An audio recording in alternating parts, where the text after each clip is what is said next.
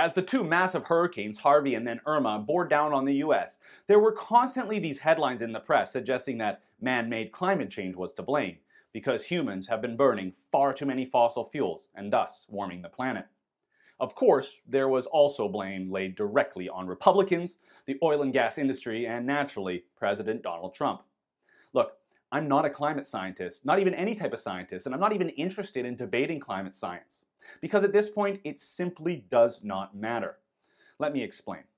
What these sensationalist headlines by journalists fail to notice is that it was thanks to fossil fuels that millions and millions of people were able to evacuate Florida before Irma hit, whether it was by car, by boat, or by plane.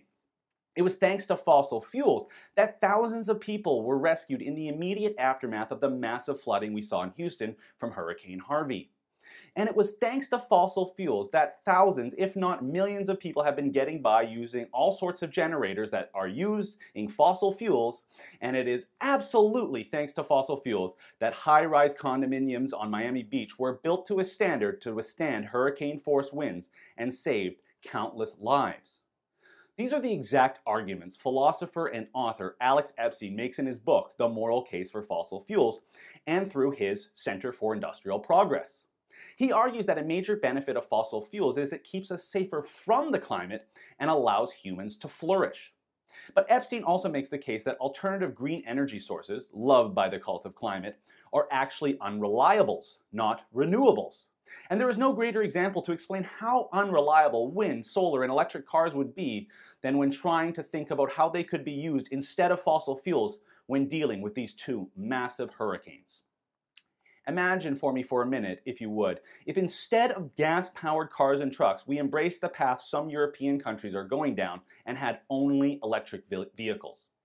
Imagine millions of electric cars trying to escape and evacuate en masse before Irma hit Florida. I can picture it now. Millions of EVs losing their charge or lining up for charging stations as they try to escape, and intense gridlock beyond anything that we already saw. And what about after a hurricane when electricity is down? Then every single EV is rendered immobile and completely useless. And while we did see many gas stations run out of fuel at times in Florida, there was a sophisticated and coordinated effort to bring in extra fuel to the region, including the state escorting it with police to the fuel stations. That simply could not be done with electric vehicles. Now imagine if we embraced the other green dream of solar panels on every roof and wind turbines in every backyard and offshore. What happens after the hurricane and every solar panel has been blown off your roof and a wind turbine knocked over? Well, never mind the potential damage of a wind turbine falling on your house. Well, if that's the case, you're looking at years without power, not months and weeks as far as I know. And please, if any of you Earth mothers out there know differently, I think every single generator being used to power those who lost power is being powered by gasoline, not the sun or the wind. And what of these rescue efforts? How come I never see anti-fossil fuel crusaders acknowledging that there is simply no alternative but to use massive amounts of fossil fuels to rescue these people in the aftermath of any natural disaster? The truth is, the cult of climate and their fantasies of a fossil-free future are just that. They're fantasies.